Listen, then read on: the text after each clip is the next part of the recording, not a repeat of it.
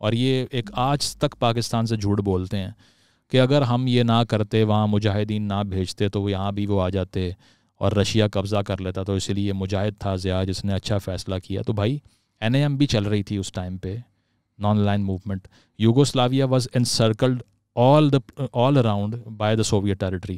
They still couldn't do anything to Yugoslavia. Marshal Tito کی جو government تھی وہاں پہ, because they were signatories of NAM. تو اگر آپ ایک انٹرنیشنل الائنس بنائیں تو یہ اتنا آسان نہیں کہ کوئی بارڈر پار کر کے ادھر آ کے بیٹھ جائے اور امریکہ سویا رہے بعد میں. And India had signed it. India did sign that. Brazil was in that as well. Yugoslavia بھی تھا اس میں. تو ان کنٹریز کی انٹیگریٹی کو کیا ہوا؟ کچھ بھی نہیں ہوا. یوگوسلاویا تو چاروں طرف سے انسرکل تھا, اسے بھی نہیں چھیڑ سکے. تو الائنسز کا دور تھا کولڈ وار میں, اور آپ نے یہ کہا کہ اگر ہم بارڈر نہیں بھیجیں گے, اپنے مدارس میں ریڈیکلزم نہیں بھریں گے جو آج پھٹتے پھر رہے ہیں ہر جگہ پہ, تو ہم تو چل ہی نہیں سکتے. اصل بات ڈالرز کی تھی ساری. وہ چارلی ولسنز وار پڑھ لیجئے, کتاب بھی ہے, مووی بھی ہے, مووی دیکھ لیں بے شک, تو آئیڈیا ہو جائے گا.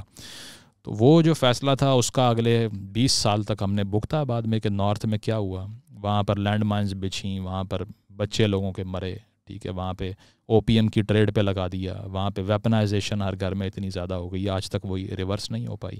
ریفیوجیز کا سب سے بڑا نمبر خطے میں یہاں پر آ گیا, ہم نے اس کو برداشت کیا.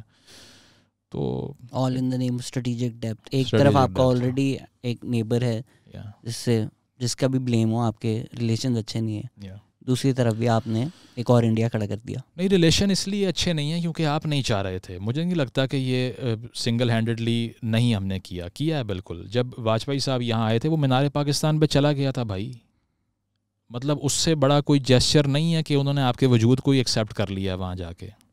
اور نواز شریف صاحب وہاں کھڑے ہوئے ہیں, وہ ٹرین پہ بیٹھ کے یہاں آ رہے ہیں اور دوستی کی باتیں ہو رہی ہیں, اور اچانک سے کارگل ہو جاتا ہے. زرداری صاحب جاتے ہیں جب وہاں پہ ممبئی میں, میں نے ایک سیمینار دیکھا ان کا جب ممبئی اٹیک سے بالکل پہلے, تو ان سے سوال ہوا کہ کشمیر کس کا ہے, تو انہوں نے کہا it belongs to the Kashmiris only. اور اس کے تھوڑا عرصہ بعد آپ دیکھیں وہ ہو گیا, ممبئی اٹیکس والا سین ہو گیا. تو جیسے ہی ایک سیریس ایفرٹ ہوئی ہے, جس پوائنٹ پہ ایک سیریس ایفرٹ ہوئی ہے کہ اب ہم نے دوستی کرنی ہے ہندوستان سے, 1 منٹ سے پہلے ریئیکشن آیا because that is unaffordable. اس سے ایسے کاروبار بند ہو جائیں گے جس پہ اس ملک کی بنیاد کھڑی ہے. تو اسی لیے even if it was done for optics, Modi landed in Pakistan and went to a wedding. I think it's the best moment in contemporary Pakistani history in terms of relationship with India. It's a diplomatic master stroke by Modi. Yeah, it is. By a master stroke. اب وہ بول سکتا ہے یار میں تو یہ کیا. But even the Sharifs were somebody who could convince Indian PM to come.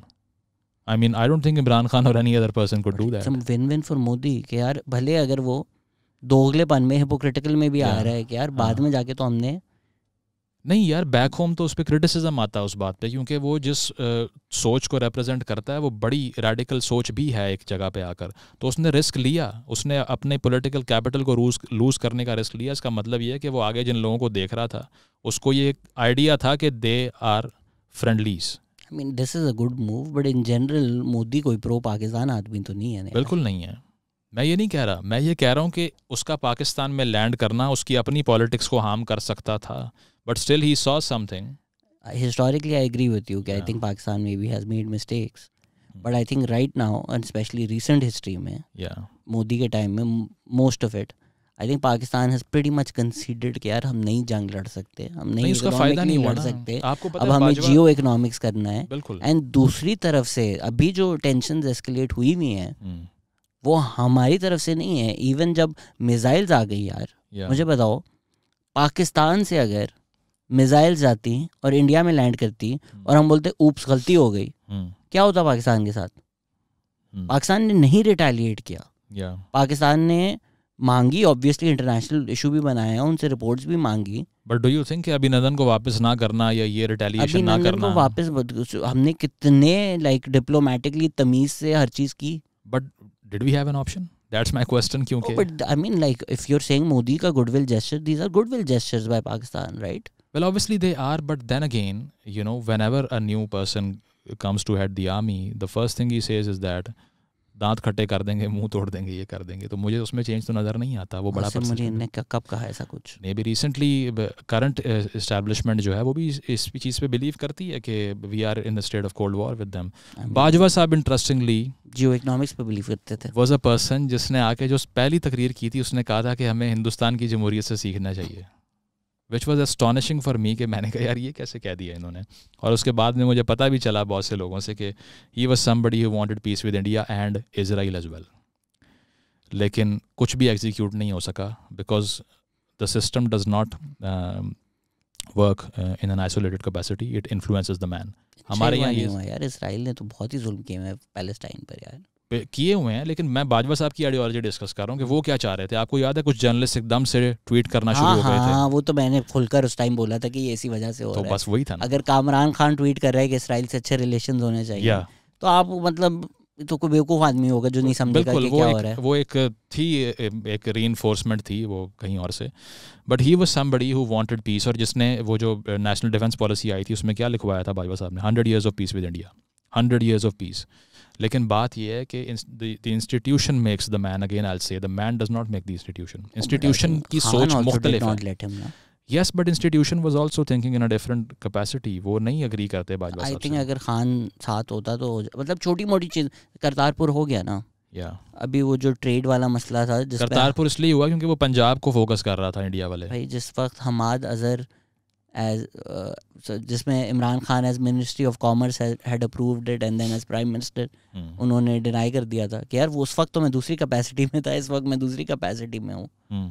اس طرح کی جو چیزیں ہیں بیسک, یار آلو آ گئے, ٹماٹر آ گئے, it's a start. These things would have happened اگر P T I populist decisions نہ لیتی.